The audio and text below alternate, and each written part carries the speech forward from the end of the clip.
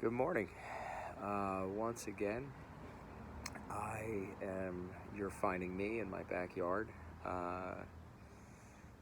on what may be our only sunny day of the week, which means I'm not recording this on the day you're watching it. But it's Tuesday morning now, and I'm reading ahead to Thursday's readings.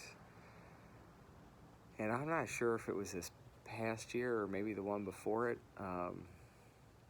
but I know that I have given a communion service that may have very likely been last year on this very reading. And it was the first reading that really struck me last year. It's funny. There's a couple of things going on for me when I read it. First and foremost, as probably many of you have experienced, there's little things that remind you of where you were last year. That there's an initial sadness. There's something that sits heavy with the idea that things are very different, and at times overwhelming, and at times a little frightening. But then I read a little closer, and it's right behind the phone here that I can see. We have in today's reading Philip with this Ethiopian eunuch that he runs up and says, "Do you understand what you're reading?" And the simple response of, "How can I understand unless someone instructs me?" And for so many of us right now, during this time of self-quarantine, isn't that the experience we're having? For families anyway, with younger kids especially. Both of my boys go to Catholic school, and the instruction was never mine to provide, though I provided some of it. This year, I'm going over their homework with them, and I'm not only their homework but their schoolwork, and I can sit down and I can run through the math, and I can run through their my younger son's learning to read in front of me, and I'm a part of it in a way that I've never had the great opportunity and blessing to before.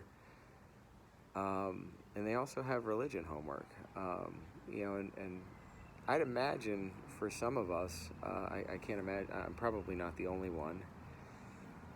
Some of it, despite the fact that I work for a Catholic parish and I have for many years, some of the questions are tough. Some of them are very thoughtful questions posed by a 6 and an 8-year-old.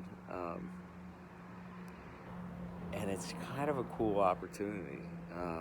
It's kind of a really fun opportunity to actually engage in our faith with the people that we love the most and that we spend the most time with, that all too often, I met with members of youth ministries leadership yesterday evening, and one of them talked about the idea that, like, his family's always around, but they don't always sit for a full hour at dinner time. They're not in a hurry to get up and go do the next thing now. They actually hang out at the table and sit for a while with one another and talk about everything and nothing, I imagine.